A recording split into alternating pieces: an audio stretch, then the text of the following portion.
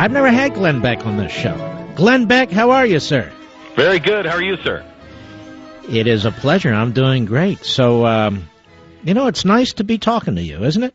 Can I tell you something? I was just thinking the same thing. We have had so much crap, honestly, and I've written you and you've written back to me, that honestly I think it comes from, crap from other people. But we've had so much crap, and we've never spoken before until you were on my show. We never conversed before, and I have to tell you, I am so glad that we have put all those things behind us and are moving forward, because honestly, Mark, you know it and I know it. The listeners know it. Our country is in so much trouble. We have no time to, it's like, honestly, it's George Washington and Thomas Paine. You settle your differences later. If you have any real differences, settle them later. Let's win a war right now. Well, I want my audience to know, probably a lot of my audience is your audience, but I just want them to know how gracious you've been and how gracious you are personally, and much appreciated. But I'll tell you, I want to get into your book and maybe some more issues if you don't mind. Yeah, no.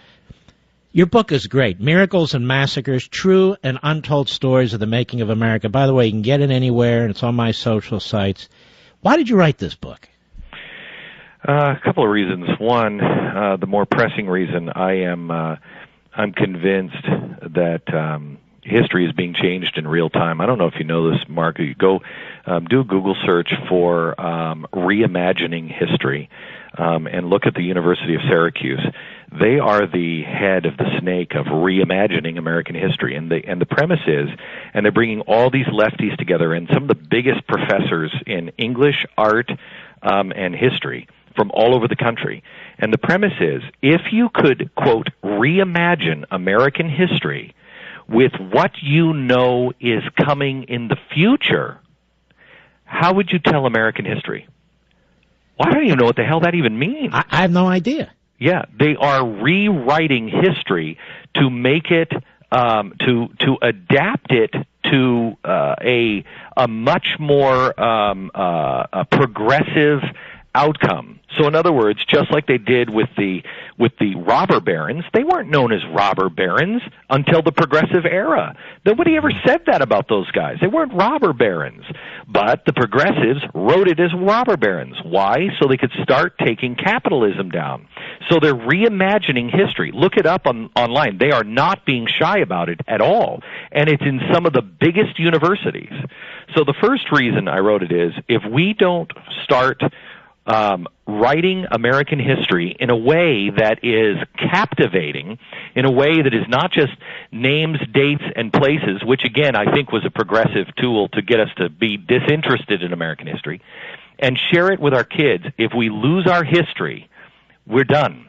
I mean, as Michelle Obama says, Barack knows, we have to change our culture. We have to change our language. We have to change our history. Uh-oh. I think we just lost them. Reason is, and I learned this one from Perry Mason. Whenever he was, are you there? Yeah, we lost you briefly, okay. But we're here now. Yep. I'm sorry. I learned this from Perry Mason that whenever he had a client, he would always say, "Are you telling me everything?" And they'd always say yes, and they were lying. And then he'd be surprised, and you lose that way. Well, our kids are being taught the worst things in American history. And we're only telling them the good things, and we don't even know the good things that well.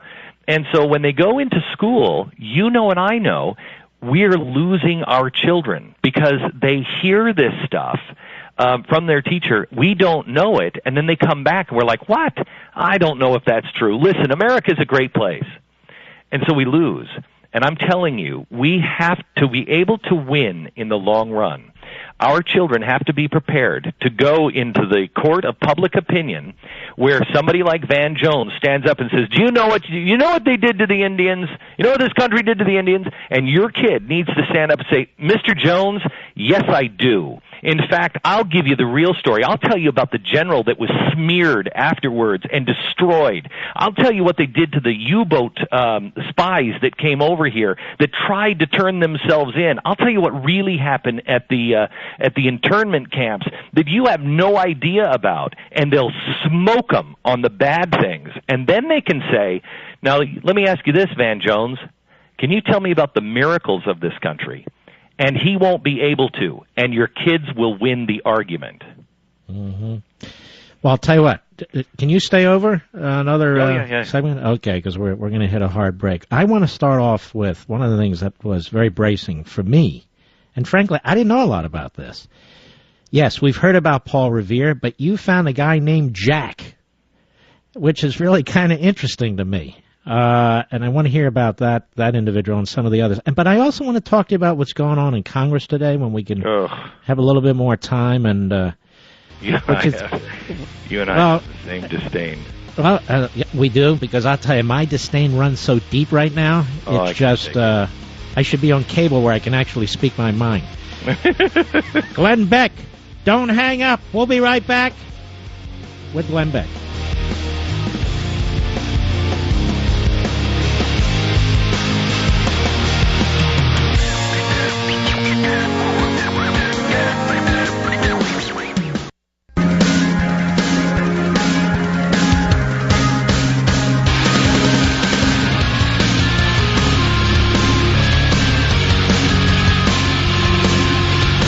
Conservative and proud of it.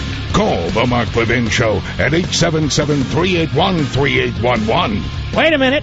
Adam Levine is for Obamacare? Well, I've changed my mind now. Great guest. Really, the first time. Glenn Beck. And Glenn Beck is with us to talk about his wonderful book, among other things, Miracles and Massacres, True and Untold Stories of the Making of America. Tell us about this guy, Jack, would you?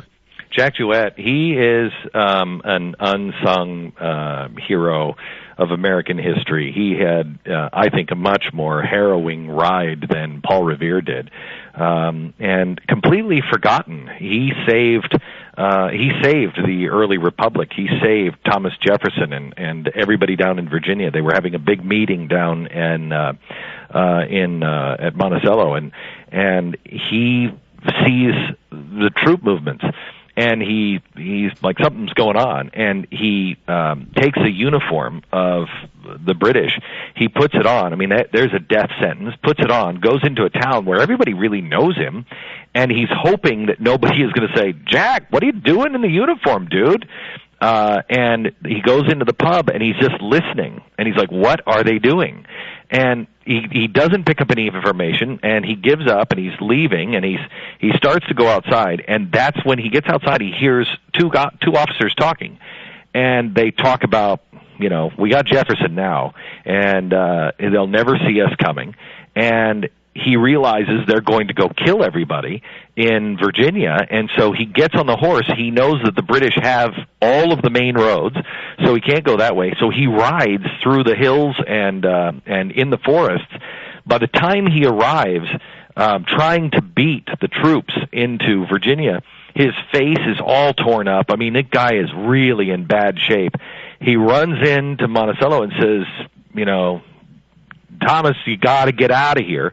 Everybody gets out, and as they're up at the top of the hill, as Jefferson looks back at Monticello, he sees the British arrive, thinking they're going to kill Jefferson. This guy's an absolute hero, saves us. If they would have killed Jefferson at that time, they would have killed them all, and the revolution would have been over. That's amazing. I didn't know that. Yeah, there's so many things that we just kind of bypass. I mean, I really think, I don't know if you've read, there's two stories in here. There's one about, did you see The Untouchables? Yeah, of course. Okay. The bookkeeper that, sells Capone out? Yes. That's a real deal. The bookkeeper really did sell him out.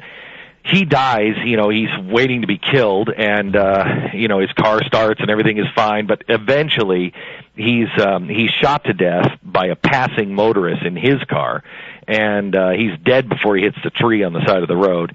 And what happens to him? Because he was Al Capone's lawyer and bookkeeper, it changes the course of World War II. His son is so disgusted by him that he said, "I'll never be like my father." When he joins Al Capone's gang and sees how slowly his father just rots to the core, he drives his son away from him. And his son says, "I'm never going to be like you." Well, his son goes to World War II, becomes this massive, massive hero that turns the course of World War II. The guy's name was Fast Eddie. Last name, O'Hare. That's O'Hare Airport. If Al Capone's bookkeeper's son. Amazing. And because he was a dirtbag, there's redemption in the next generation, and he saves us. Mm-hmm. And there are other wonderful stories. Can we do one more? Then I want to ask you another question. The Battle of Wounded Knee, you say, now wait a minute. What do you say about the Battle of Wounded Knee? Battle of Wounded Knee, I mean, we all, we've heard that the Battle of Wounded Knee, was a massacre, and most of us tune these things out, and we're like, okay, yeah, they did bad things to the Indians. No, that's not the story. The story is we were actually in a good space with these Indians, and they were supposed to surrender the guns the next day. New guy comes in and says, "What are you? You're going to be with these savages. They're going to come slit your throat and they'll kill you in your sleep. Go get the guns now." They go down. Somebody freaks out. We're not really sure which side freaks out, but one side discharges a gun, and we open fire and we just slaughter these guys. Okay, heard that story. What you probably don't know is there are more medals of honor given at Wounded Knee than any other battle or incident in American history. I mean, like double anything else. It's just out of whack like crazy. The government was giving these things out like Pez candy because they were trying to cover for it. One general actually steps up and he says, "This isn't the story. This isn't what happened. This was a massacre." And he starts to tell and document the massacre and say, "This is a lie." Well, he's smeared. His whole life is destroyed. He and others that try to tell the truth and try to save the honor of the military are just erased from history and also smeared and destroyed in their lifetime. And as we were reading this story, I mean, the secret of this book is, and it's not a political book, you have to draw your own conclusions, but I guarantee you, after every chapter, you will say one of two things. Where is that person? We need that kind of person or that kind of courage today. Or you will also look at them and say, oh my gosh, in the case of Wounded Knee, when you get to the end of it, you'll say, that's Benghazi. Mm-hmm. That is what is happening with the people who are trying to speak out about Benghazi. History is repeating itself over and over. And until you learn the lesson from it, you continue to come up to the same problem over and over again. The book is Miracles and Massacres, True and Untold Stories of the Making of America. By the way, you're a great storyteller. I'm just sitting here listening to you. It's very compelling. Now, I want to ask you this. Unfortunately, because of time, we got to keep shifting. Yeah. So they vote just now in the House of Representatives. Boehner is, flailing around, attacking conservatives 2 days in a row, because I and others believe he's really trying to soften us up to push amnesty and he is. And try and attack it. But what do you make of this guy? I find him to be utterly feckless. I think John Boehner is. I think John Boehner is one of the prime examples of worthless Republicans. All these people saying, hey, the Republicans aren't as bad. No, I think they actually might be worse because they claim to be something that they're not. These guys are big government progressives. They're not liberals. They're not rhinos. They're progressives. John McCain, John Boehner, and the rest, they believe in all of these programs that have nothing to do with the United States Constitution and are responsible for $17 trillion.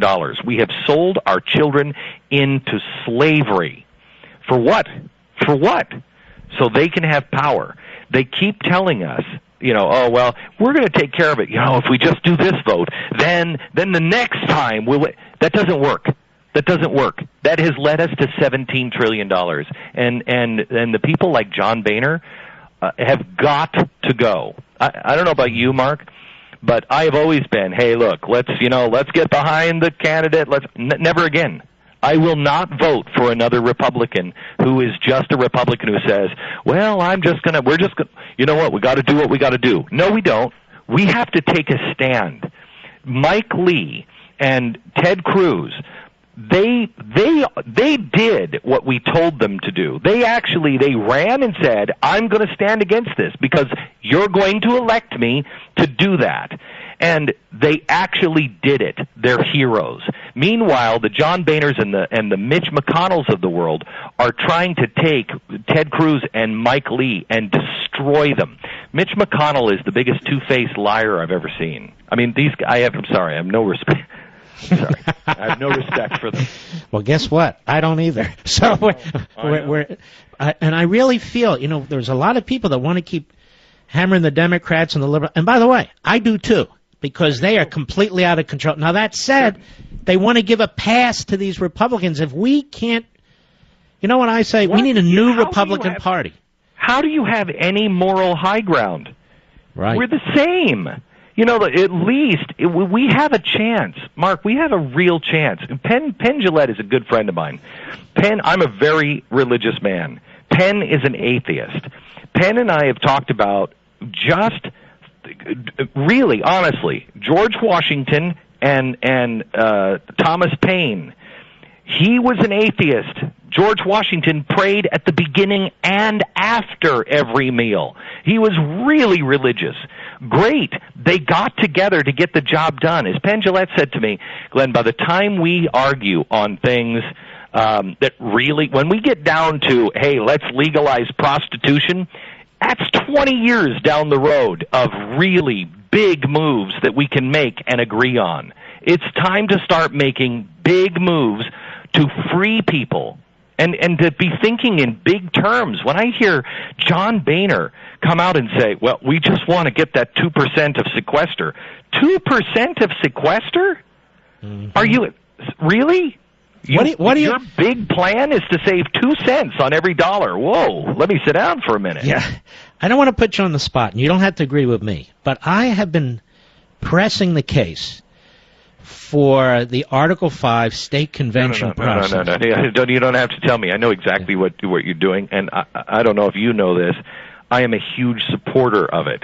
I have told the people at the Blaze to cover it, to make sure that we were there for, and I know it's not exactly the same group that is in Mount Vernon, but they're close enough. These are lawmakers, and I know there's other groups out there that are citizens that are doing it. More the better. You are exactly right. I have not been for a constitutional convention because, you kind of open things up. But you know what? This was the break glass in case of an emergency. This is our last resort. They put it there as the people's response to a government that would do exactly what this government is doing. And if you can't do it now, if we can't get together and say it's out of control, $17 trillion, there's nothing left later. There's nothing left. This is what it was intended for. You are exactly right, and I'm a huge supporter. I mean, 110%. Well, that's great to hear. And, there are things that need to be done and can be done to make sure it's not a quote-unquote runaway process. And they're doing it, these state legislators. They're looking at it. Some of them have passed bills in Indiana and so forth. It's very exciting if we can get this thing going, and it'll scare the hell out of these people in Washington. I don't really care. I don't really care if we scare the hell out of them. I don't care what happens to them. I really don't care. This is about our country. This is about the freedom of mankind, not just here, all over the world. All over the world. When you have people saying, well, the new model is China. Really? Does anybody in this country want to work for the Apple factory in China? Because I don't. That shouldn't be the new model. That shouldn't even be considered. Now, is the model that we're doing right now or doing under George W. Bush the one? No. No, that was $10 trillion. We're now $17 trillion in debt.